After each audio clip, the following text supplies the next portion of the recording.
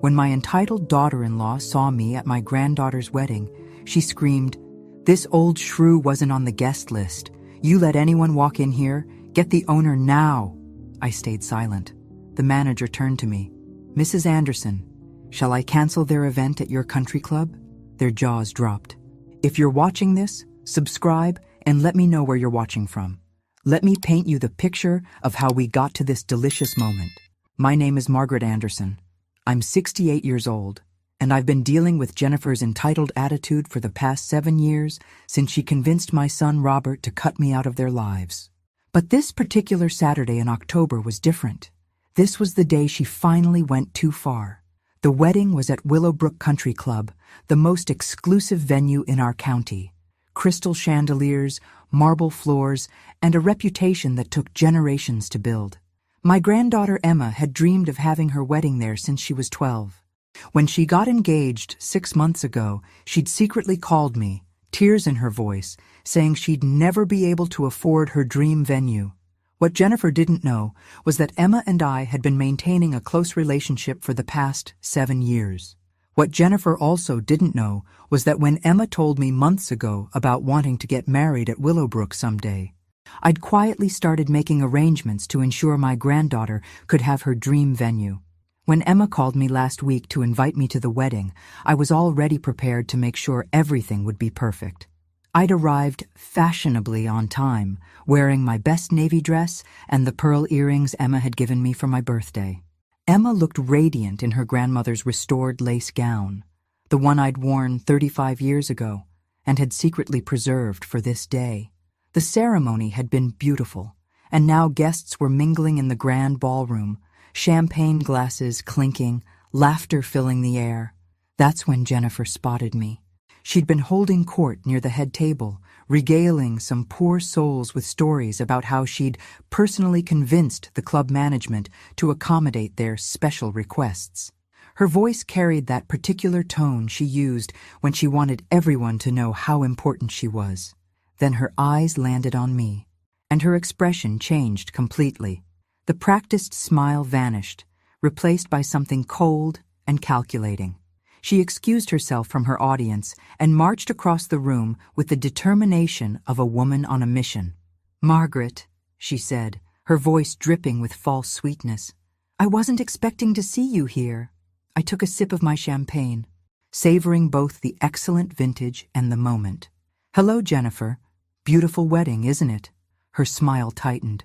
"Yes, well, Robert and I worked very hard to make sure everything was perfect. This venue doesn't accept just anyone, you know." The condescension in her voice was nothing new. For 7 years, during our brief encounters at family events, Emma secretly arranged she'd been making little comments, subtle digs designed to remind me that she considered herself superior. Usually, I let them slide. Today felt different. "I'm sure you did work very hard," I agreed mildly. Something in my tone must have irritated her because her mask slipped further. "Actually, Margaret, I need to ask you something. How exactly did you get in here? I have the final guest list, and I don't recall adding your name." Several nearby guests had started to notice our conversation. I could feel their attention shifting toward us, that particular energy that signals drama brewing. "Emma invited me," I said simply. "Emma?" Jennifer's voice went up an octave. "Emma doesn't manage the guest list. I handled all the invitations personally, every single one." That's when I realized what was happening. Jennifer hadn't just forgotten to invite me, she'd deliberately excluded me from my own granddaughter's wedding, probably never even thinking to ask Emma if she wanted her grandmother there. The hurt hit me first, sharp and unexpected, but it was quickly followed by something else entirely. A cold, clear anticipation that I hadn't felt in 2 years. What happened next was 7 years of accumulated slights and insults finally reaching their breaking point. "I think there's been some mistake," I said, my voice still calm despite the anticipation building inside me. "Perhaps you should check with Emma." Jennifer's laugh was sharp enough to cut glass. "Oh, please. Emma was far too busy with dress fittings and flower arrangements to worry about every tiny detail. I handled the guest list myself, and I can assure you that I know exactly who belongs here and who doesn't." The conversation was definitely drawing attention now. I could see Robert across the room, deep in conversation with the photographer, completely oblivious to the scene his wife was creating. Emma was somewhere on the dance floor with her new husband, lost in newlywed bliss. Tiny detail, I repeated quietly. Is that what I am to you, Jennifer? For just a moment, her facade cracked completely. Look, Margaret, I know this might hurt your feelings, but this is a sophisticated venue with a certain caliber of guests. We needed to be selective. The implication hung in the air between us like a toxic cloud. According to Jennifer, I wasn't sophisticated enough for my granddaughter's wedding. I wasn't the right caliber of guest. A waiter passed by with a tray of champagne, and I helped myself to a fresh glass. I needed a moment to think, to savor this moment before I revealed what I knew was coming. The old Margaret would have quietly excused herself, perhaps made some excuse about not feeling well. She would have called a taxi and slipped out the back door, nursing her wounded pride in private. But the woman standing here tonight wasn't the same person who'd been quietly taking Jennifer's abuse for 7 years. This woman had been planning for this moment ever since she'd won $53 million in the state lottery 2 years ago. You know what, Jennifer? I said, setting down my glass with deliberate precision. You're absolutely right. This is a sophisticated venue, and they do maintain certain standards. She looked surprised by my agreement, then pleased. I'm glad you understand. I'm sure Emma will want to take you to lunch next week to celebrate privately. Oh, I understand perfectly, I continued. In fact, I think I should probably speak to someone in management about this situation. Make sure everyone knows exactly where they stand. Jennifer's smile grew wider. What a wonderful idea. I'm sure they'll be very professional about helping you find the exit. That's when she made the mistake that would haunt her for the rest of her life. Instead of letting me walk away quietly, instead of accepting that I was graciously admitting defeat, she decided to twist the knife. You know, Margaret, she said, loud enough for the growing circle of eavesdroppers to hear, I think this might be for the best. These kinds of events can be overwhelming for people your age. All the noise, the crowds, the late hours. Really, you'd probably be more comfortable at home with your little television programs and your coupon clipping.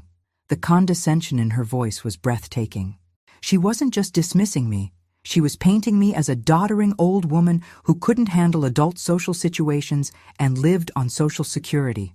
And besides, she continued, apparently not content with mere condescension, I'm sure you have better things to do with your limited resources than trying to keep up with events that are, frankly, above your means.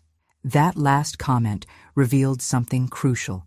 Jennifer thought I was some pathetic widow scraping by on a pension, desperately trying to crash upscale events I couldn't afford.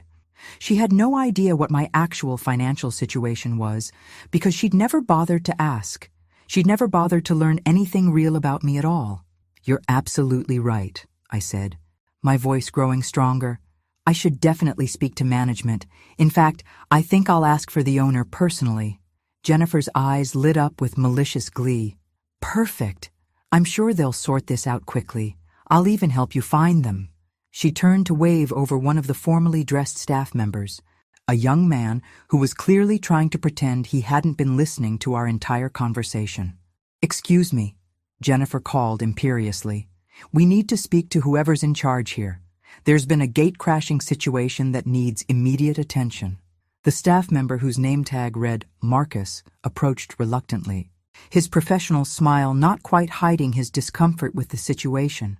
Jennifer, however, was practically glowing with anticipation. She'd positioned herself slightly behind me, as if ready to watch me be escorted out in disgrace. Of course, ma'am, Marcus said diplomatically. If you'd like to speak with management, I can certainly arrange that. Perhaps we could step into the office where it's more private. Oh no, Jennifer interrupted smoothly. I think it's better if we handle this right here. Transparency, you know. Everyone should see how professionally your establishment deals with uninvited guests. The word uninvited dripped with such venom that several guests actually stepped back. I could see faces in the crowd, people I'd known for years, friends from the garden club, neighbors, family friends. They were watching this public humiliation with a mixture of embarrassment and curiosity. Robert was still nowhere to be seen, probably discussing golf with Emma's new father-in-law. My granddaughter was spinning on the dance floor, completely unaware that her grandmother was being treated like a common trespasser at her own wedding. "Mrs. Anderson," Marcus said carefully, and I noticed Jennifer's sharp intake of breath at the use of my name. He clearly recognized me as the owner, but was maintaining professional discretion. "Would you prefer I call Mr. Phillips directly, or would you like to wait for him to make his regular rounds?" "Mr. Phillips?" Jennifer's voice had gone up an octave. "Who is Mr. Phillips?" "The club manager," Marcus explained, though he was looking at me with an expression that seemed almost knowing. "He should be here shortly. He always checks on major events personally." "Perfect," Jennifer declared. "Mr. Phillips can sort this whole thing out. I'm sure he'll be very interested to know that uninvited guests are somehow getting past your security." What she didn't notice, but I certainly did, was the way Marcus's jaw tightened at her tone, the way his professional smile became slightly more forced. Jennifer was making assumptions about her importance that were about to prove problematic. "In the meantime," she continued, "perhaps this person could wait somewhere less visible? We have photographers documenting the evening, and I'm sure you understand that we can't have inappropriate individuals in the background of the official photos." Inappropriate individuals. The phrase hung in the air like a challenge. I'd been holding my tongue, letting Jennifer dig her hole deeper and deeper, but that phrase pushed me past my limit. Not because it hurt, but because it was time to begin revealing just how spectacularly wrong she was about everything. "Jennifer," I said quietly, "are you quite sure you want to continue this conversation in public?" Something in my tone made her pause. For just a moment I saw uncertainty flicker across her face. But her pride and her audience wouldn't let her back down. "I'm simply trying to protect the dignity of this event," she said, raising her chin. "Emma deserves to have her special day respected." "Emma deserves better than this," I agreed. "She deserves better than having her grandmother publicly humiliated at her own wedding." "Her grandmother was invited," Jennifer shot back. "You, however, were not."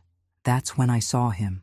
Robert, finally breaking away from his conversation, heading in our direction with a confused expression. He'd clearly noticed the crowd gathering and was coming to investigate. This was going to be interesting. Was my own son going to support his wife's cruelty, or was he going to remember that I was his mother? "Mom?" Robert called out as he approached. "What's going on here?" Jennifer immediately turned to him, her expression shifting to wounded innocence. "Oh, Robert, thank goodness. Your mother is here, and she seems confused about the guest arrangements. I've been trying to explain gently that there's been some kind of misunderstanding." I watched my son's face carefully, looking for any sign of what he truly knew. Had Jennifer really convinced him to exclude his own mother from the wedding? Or had she acted on her own?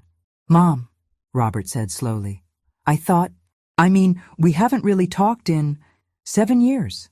I finished for him. "Not since Jennifer decided our family would be better off without me in it."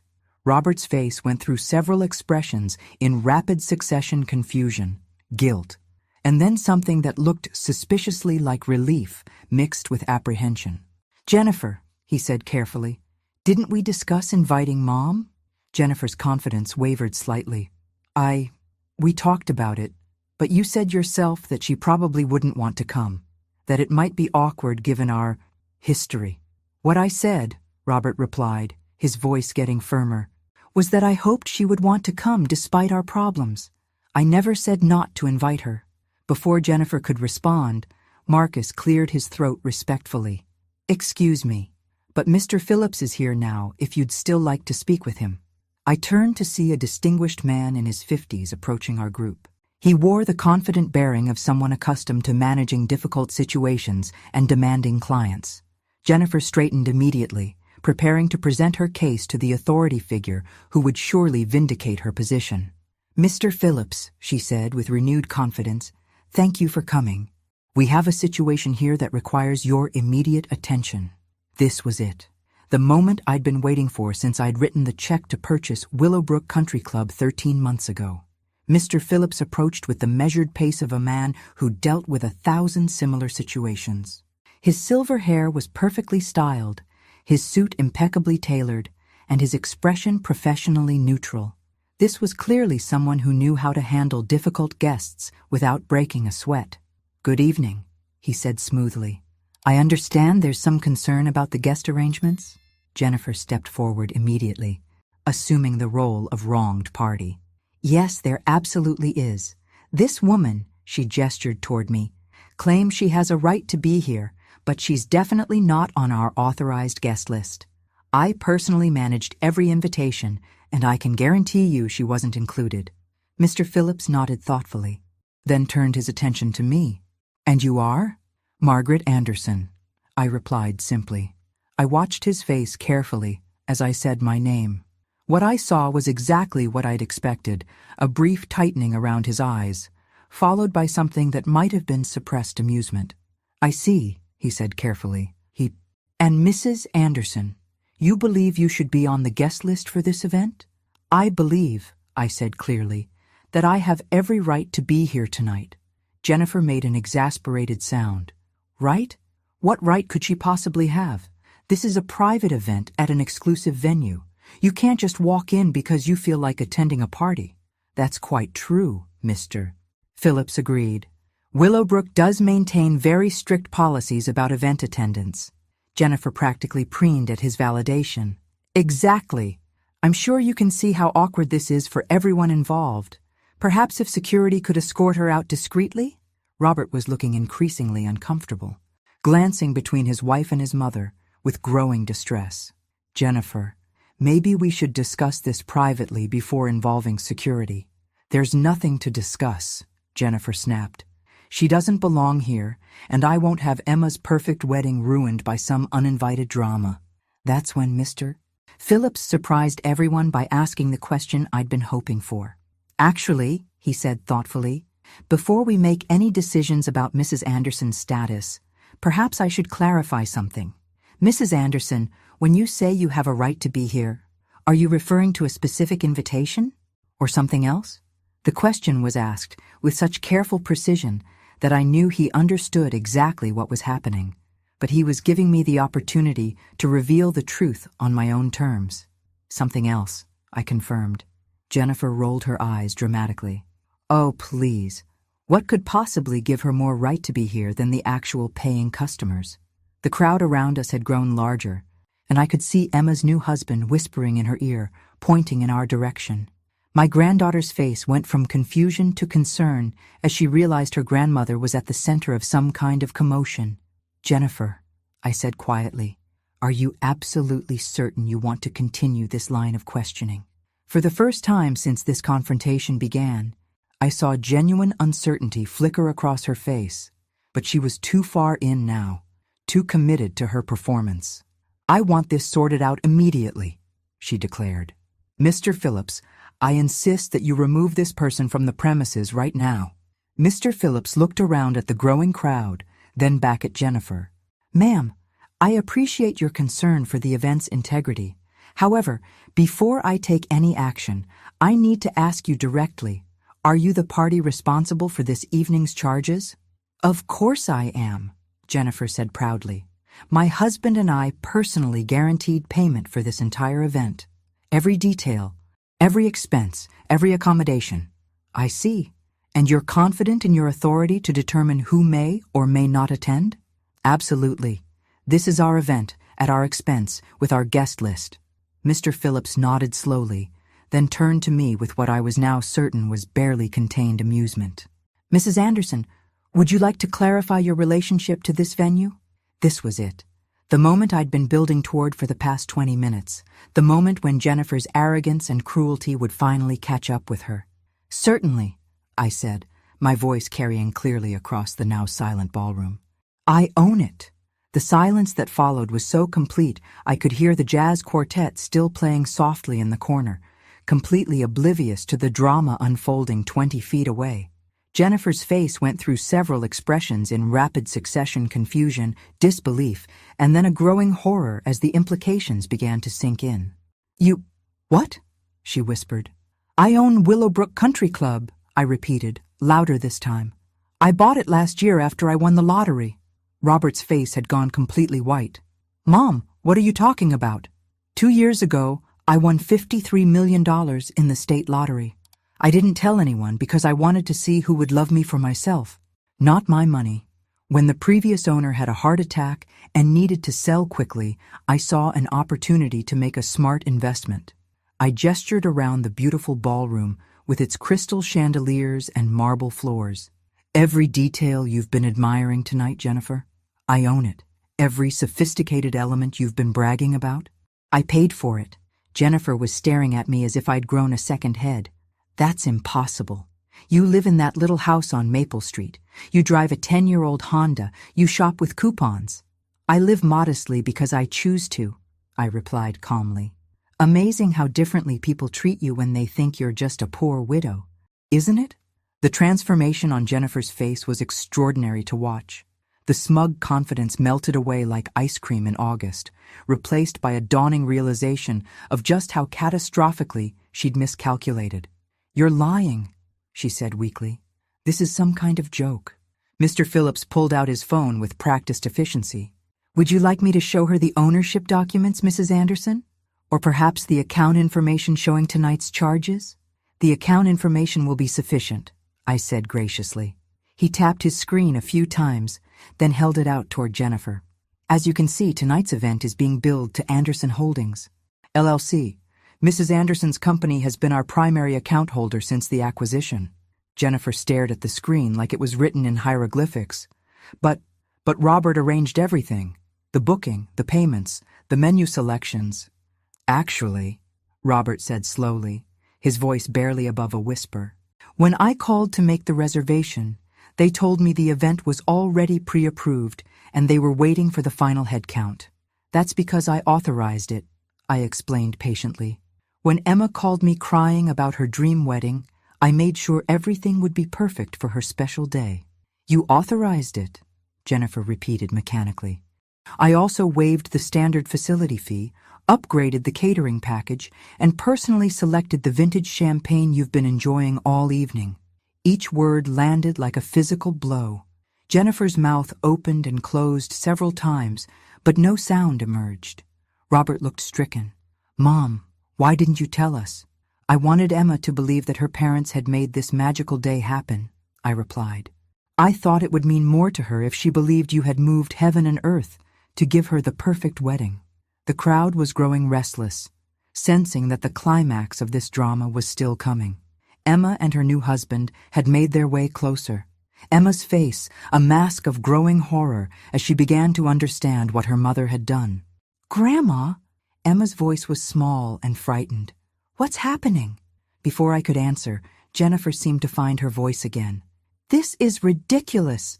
Even if you do own this place, that doesn't give you the right to crash our private event. The audacity was breathtaking, even faced with undeniable proof. She was doubling down. Our private event, I repeated thoughtfully. Jennifer, would you like to know how much tonight is costing? I already know how much it's costing, she snapped. We're paying for it. Actually, you're not. Your portion covers the basic rental fee for the ballroom. I'm covering everything else, the upgraded catering, the premium bar service, the enhanced floral arrangements, the additional staff, the extended hours. Your contribution covers about 18% of tonight's actual costs. Robert's face went from white to green. How much are we talking about, Mom? The total bill for tonight will be approximately $47,000. The number hung in the air like a thunderclap. Your portion, I continued calmly, is $8,500. I'm covering the remaining $38,500 as a gift to Emma. Jennifer was shaking her head frantically. No, that's not right. We budgeted $15,000 for the venue. The manager told us that covered everything. Mr. Phillips told you that $8,500 covered the basic rental, I corrected. I believe there may have been some miscommunication about what everything included. Mr. Phillips stepped forward diplomatically.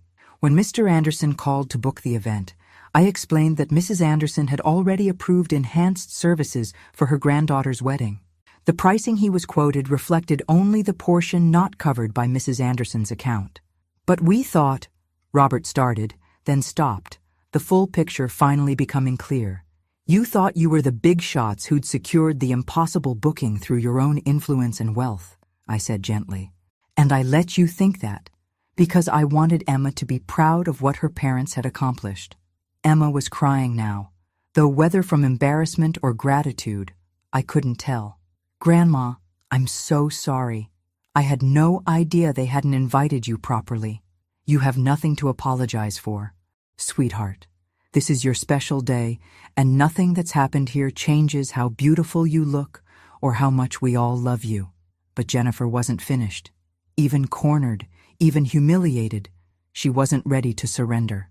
Fine, she said, her voice sharp with desperation. So you own the place. That doesn't change the fact that you weren't invited.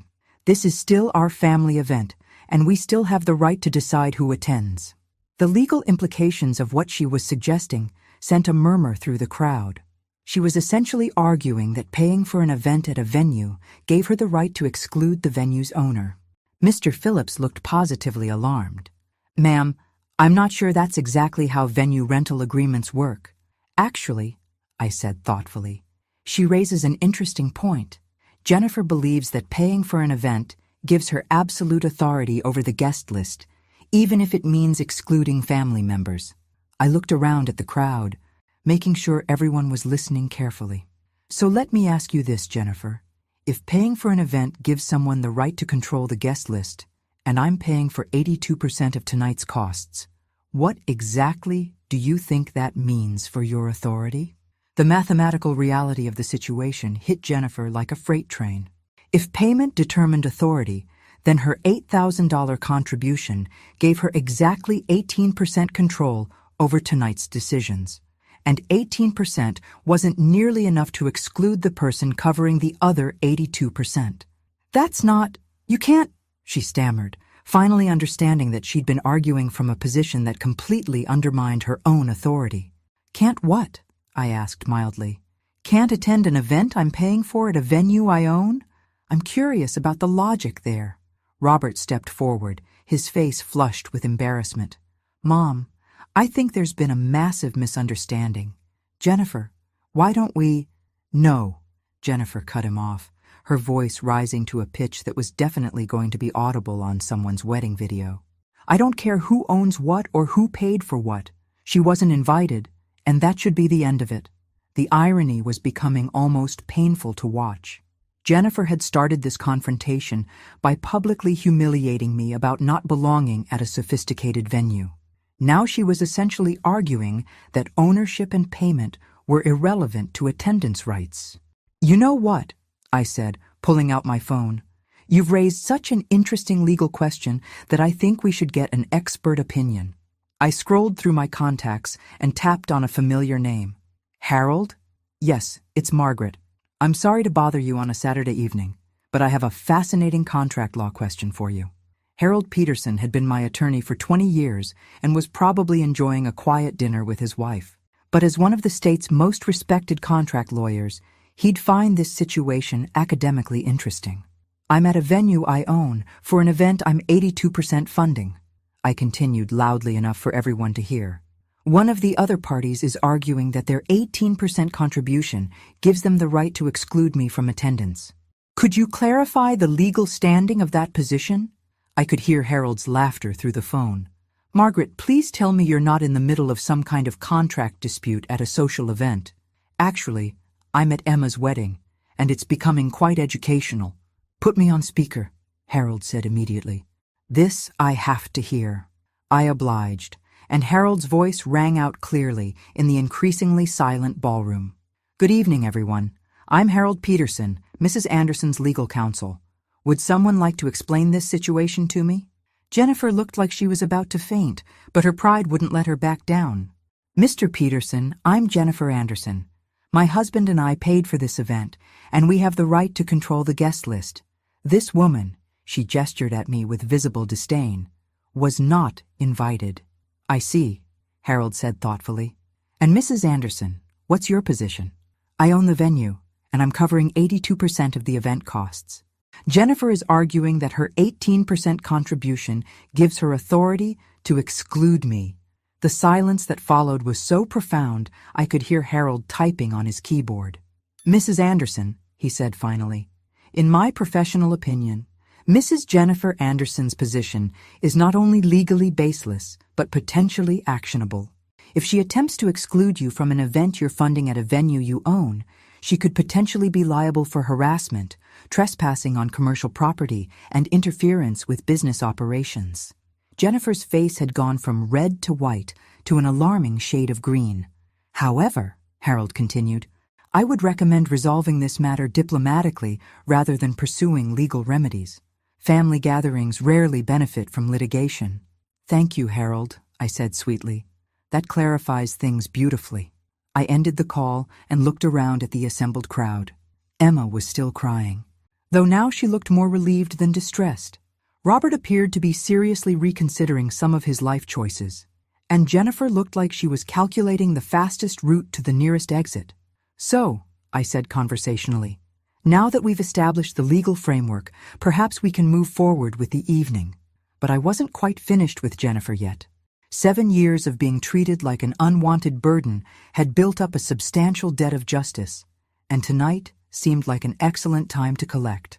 Jennifer, I said, my voice carrying the authority of someone who'd just been confirmed as holding all the cards, before we continue with the festivities, I think we should address a few things.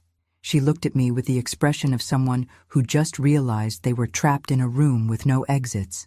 First, I'd like you to apologize to Emma for creating this scene at her wedding. Grandma, you don't have to, Emma started. Yes, I do, I said firmly.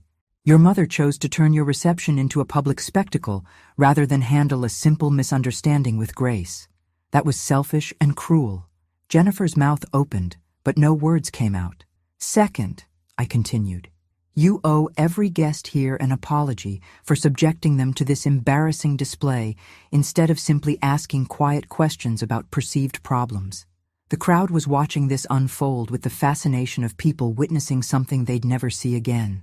And third, I said, my voice growing softer but more dangerous, you owe me an apology for 7 years of treating me like an inconvenient burden instead of recognizing that I'm the woman who's been quietly supporting your family in more ways than you ever bothered to discover. That's when Jennifer finally found her voice again.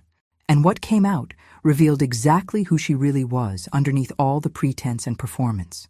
I don't owe you anything, she hissed. Rich or poor, you're still a meddling old woman who can't accept that your son has a new family now. The gasp from the crowd was audible, even by Jennifer's standards. This was shockingly cruel, but for me it was perfect, because it finally showed everyone exactly who they were dealing with, and it gave me the justification I needed for what I was about to reveal next. Jennifer's words hung in the air like a toxic cloud. Rich or poor, you're still a meddling old woman who can't accept that your son has a new family now. The collective intake of breath from our audience was audible, but what followed was something I hadn't expected. Scattered applause. Not sarcastic clapping, but genuine appreciation from guests who'd apparently been waiting years for someone to finally call Jennifer out on her behavior. Well, I said calmly, that certainly clarifies your position. And you know what, Jennifer? You're absolutely right about one thing. I am a meddling old woman. I've been meddling in your life for the past 2 years, and you never even noticed. Her expression shifted from defiant to confused. What are you talking about? I'm talking about the $42,000 I've quietly transferred to your joint account since I won the lottery. Every time Robert mentioned you were temporarily tight on money, every time he worried about making ends meet, I meddled by making deposits through my investment firm so my son wouldn't stress about finances. Robert's face went completely pale. Mom, what deposits? The ones your bank statements show as portfolio returns and dividend payments. Jennifer, didn't you ever wonder why your investments were performing so remarkably well during economic uncertainty?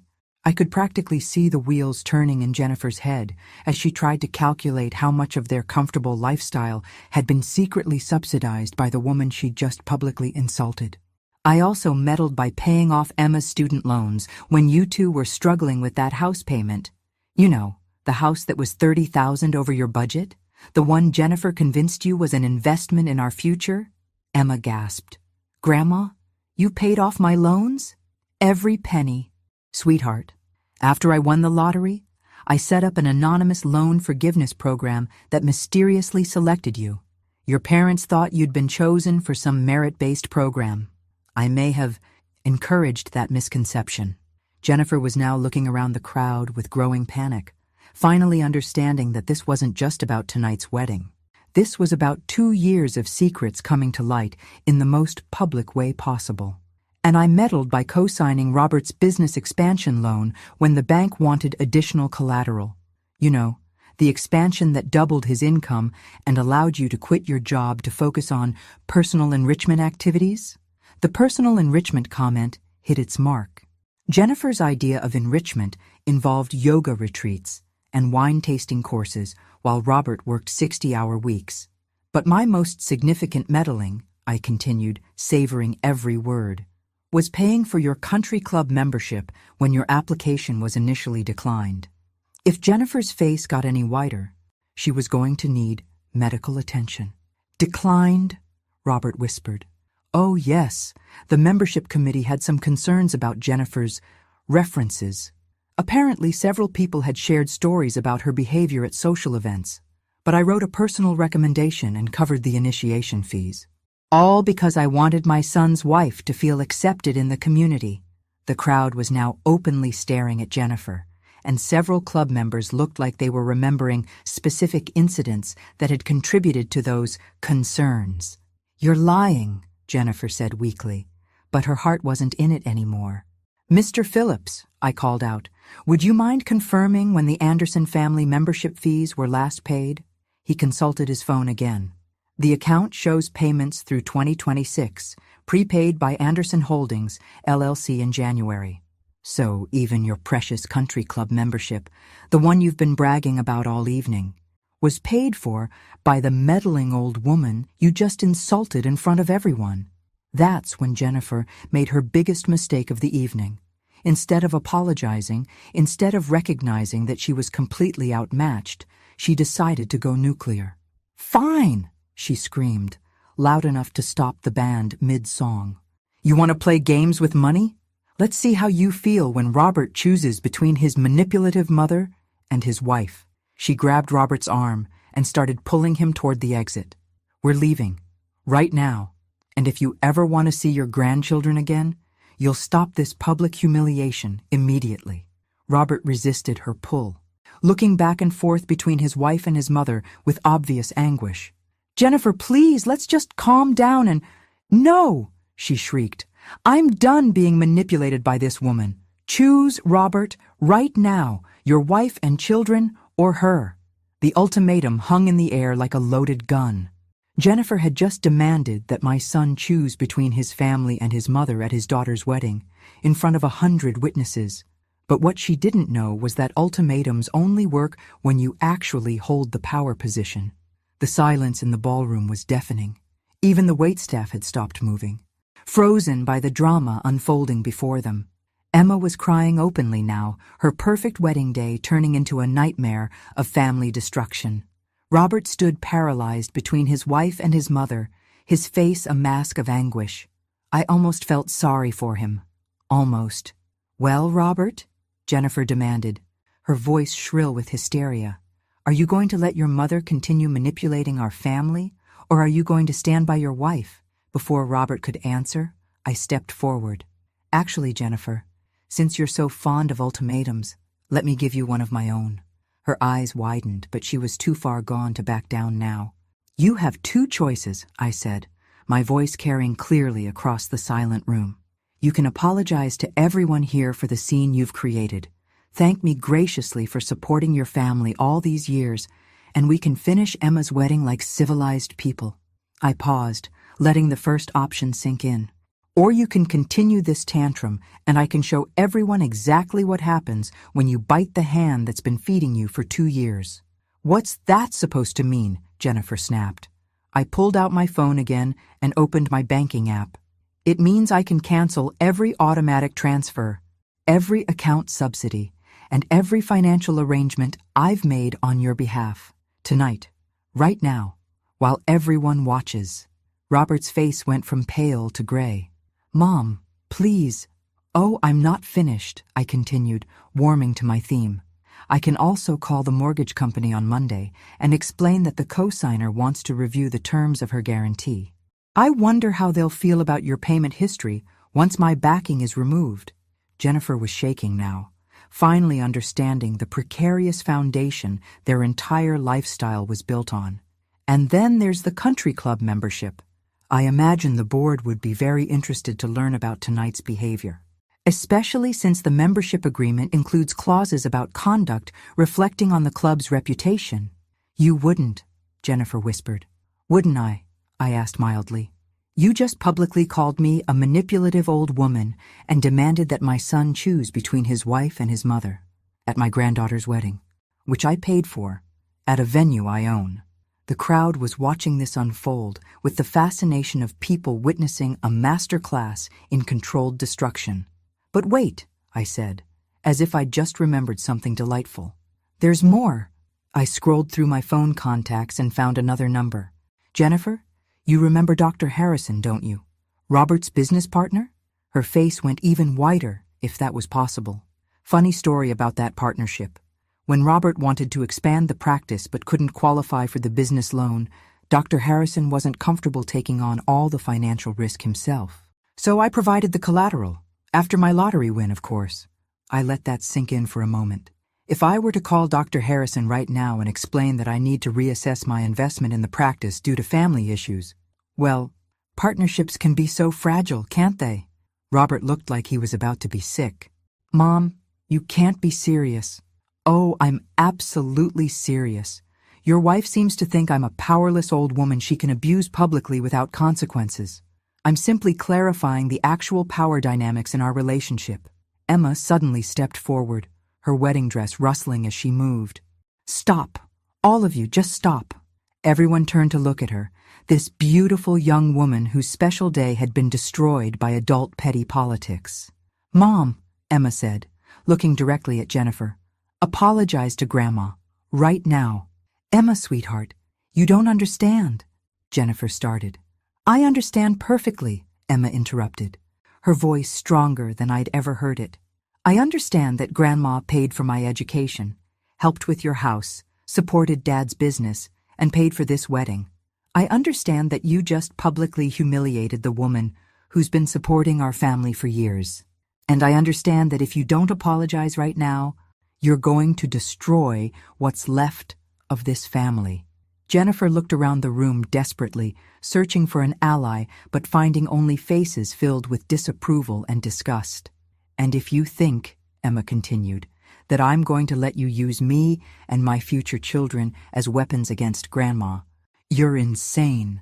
She's been nothing but loving and generous, and you've been treating her like garbage. That's when Robert finally found his spine. Jennifer, he said quietly, apologize to my mother. Now. The word now carried the weight of 2 years of suppressed frustration and mounting realization of what his wife had really been doing to his family. But Jennifer had one more card to play, and she was desperate enough to use it. Fine, she said, her voice cold as winter. But before I apologize for anything, I think everyone should know the whole truth about your precious Margaret. The threat in Jennifer's voice was unmistakable, and I felt a chill of apprehension. After 7 years of estrangement, she didn't know much about my recent life, but she might know things about my past that could be damaging if twisted the right way. What truth would that be, Jennifer? I asked calmly, though my heart was racing. She smiled, and it was the ugliest expression I'd ever seen on a human face. The truth about why you really do all this financial manipulation. It's not generosity, Margaret.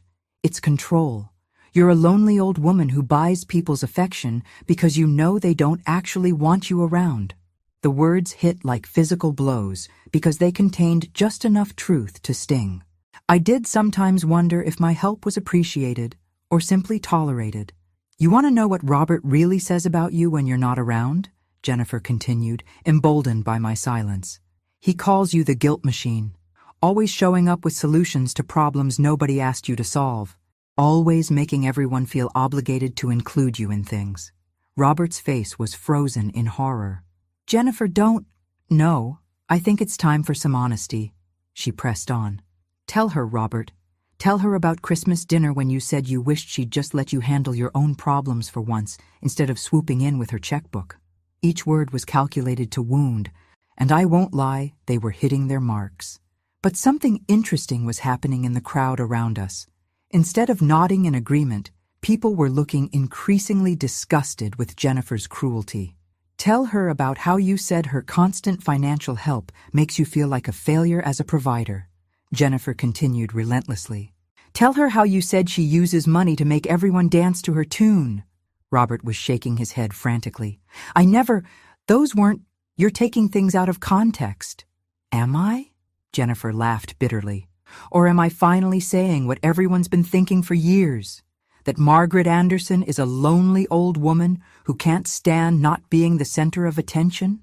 That's when something unexpected happened. Harold Peterson, my attorney, spoke up from the crowd. He'd apparently arrived during the drama and had been quietly listening. Mrs. Jennifer Anderson, he said clearly, I think you should stop talking now.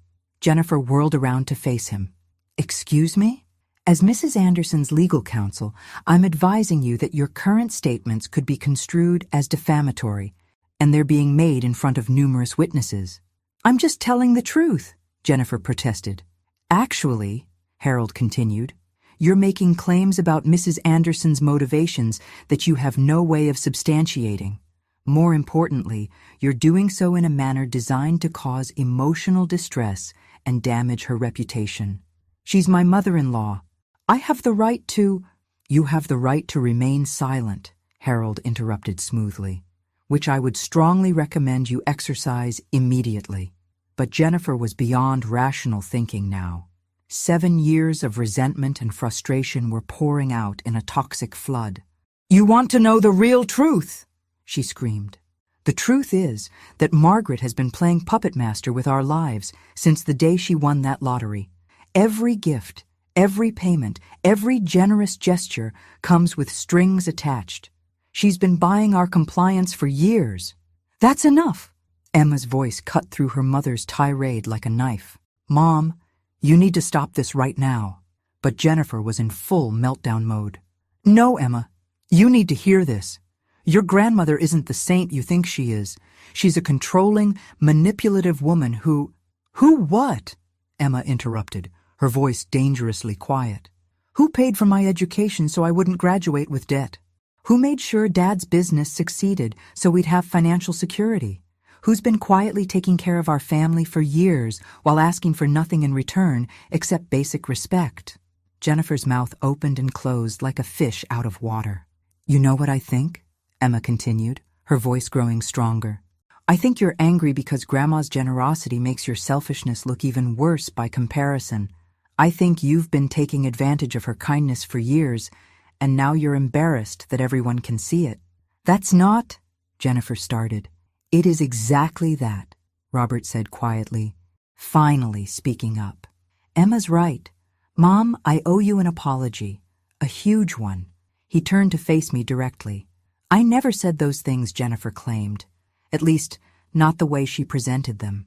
Yes, I sometimes felt uncomfortable accepting your help, but not because I didn't appreciate it, because I felt like I should be able to provide for my family without my mother's assistance. He took a shaky breath. And yes, there were times when I wished I could give you things instead of the other way around. But that was about my pride, not about your motivations. Jennifer was staring at her husband like he'd grown a second head. Robert, what are you doing? I'm telling the truth, he replied. Something you seem to have forgotten how to do. That's when I noticed something that made my heart stop. Emma's new husband was recording everything on his phone, and based on the number of other devices I could see pointed in our direction, this entire confrontation was being documented by multiple people. In about 12 hours, Jennifer's meltdown was going to be viral. But first, she had one more grenade to throw. The crowd had grown uncomfortably large now, with people from other events in the building drifting over to see what the commotion was about. The jazz quartet had given up all pretense of playing background music and was openly watching the drama unfold. Jennifer stood in the center of it all. Mascara streaked down her cheeks, her carefully styled hair now disheveled from running her hands through it in frustration.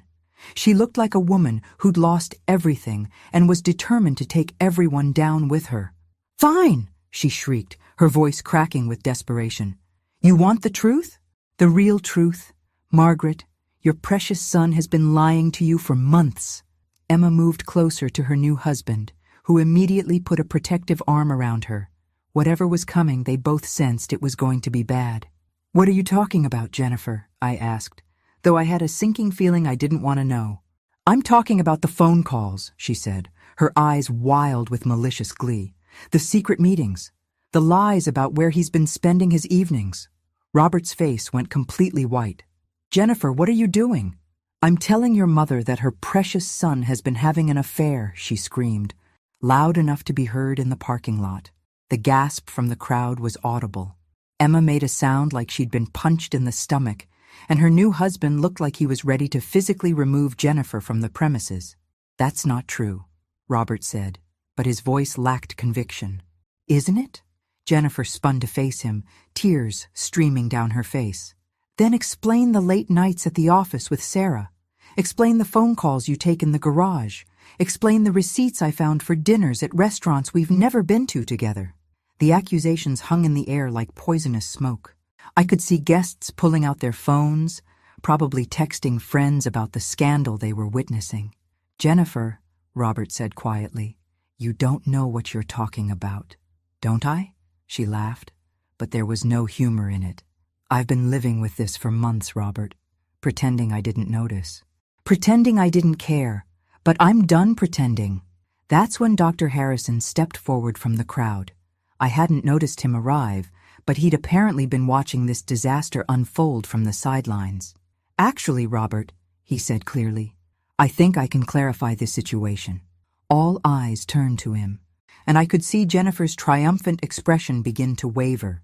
"Mrs. Anderson," Dr. Harrison said, addressing Jennifer directly, "you're absolutely right about Robert meeting with Sarah.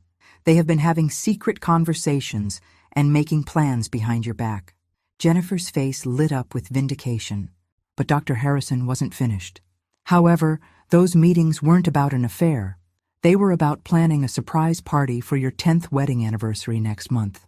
Sarah was helping Robert coordinate with the travel agent because her sister works for the company you used for your honeymoon." The silence that followed was so complete you could have heard a pin drop in the next county. "A surprise party?" Jennifer's voice was barely a whisper. "Robert wanted to recreate your honeymoon trip to Italy," Dr. Harrison continued gently. "Sarah was helping him coordinate with the travel agent and the hotel where you stayed. The late nights at the office were him working extra hours to afford the trip without asking his mother for help again." Robert was staring at his wife with a mixture of heartbreak and disbelief. "Jennifer, how could you think I would cheat on you? How could you think I would do that to our family?" I, Jennifer stammered, finally beginning to understand the magnitude of what she'd just done. "The dinners at restaurants?" Robert continued, his voice breaking. "Those were meetings with the travel agent and the hotel coordinator. I was trying to surprise you with the most romantic anniversary you'd ever had." Emma was crying again, but now it seemed to be from grief rather than anger. "Mom, how could you destroy everything like this?" "I didn't mean—" Jennifer started, but the words died in her throat as she looked around at the faces surrounding her. Disgust, pity, and disappointment reflected back at her from every direction. That's when I realized something that changed everything.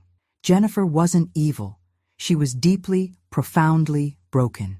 Years of feeling inadequate had twisted her perception until she saw threats everywhere and kindness nowhere. But understanding her pain didn't excuse the damage she'd just done to my family. "Jennifer," I said quietly, "I think you need to get some help." She looked at me with red, swollen eyes. "What?" "Professional help. Therapy. Counseling. Something to deal with whatever has been making you so unhappy that you'd destroy your own family rather than accept kindness from someone who loves you." The ballroom had grown quiet, except for the soft sound of Jennifer's sobbing. Guests were starting to drift away, probably heading home to call their friends and family about the most dramatic wedding reception they'd ever witnessed. Emma stood in the center of it all, still beautiful in her grandmother's lace dress, but with tears in her eyes that had nothing to do with joy.